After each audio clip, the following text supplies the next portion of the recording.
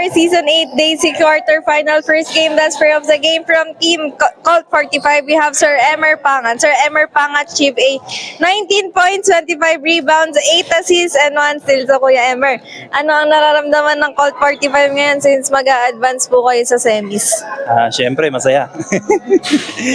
Siyempre, nakakompleto rin kami. Andiyan si Samonte, malaking tulong din siya sa amin.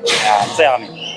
So Kuya, ano pa yung diin na binigay ng Team Colt 45 para hindi po hayaan na matalo kayo ngayong gabi, and syempre po para nga po mag-advance po kayo sa semis and may chance pa po kayo naman na makapasok po sa finals?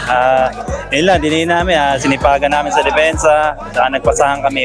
Saka yung napaka-importante yung rebound, makuha namin yung rebound. Kaya, hadiin na namin yun. Halata naman sa rebound, 25 rebounds. So ayan, lastly, Kuya, ano po yung magiging message nyo po sa Team Colt 45 and sino po yung gusto nyong batiin and pasalamatan po? Sa Colt 45, ayun, tuloy-tuloy lang na sipagan namin at mag-focus lang kami sa laro. Ayan, salamat ulit kay Lord sa panalo.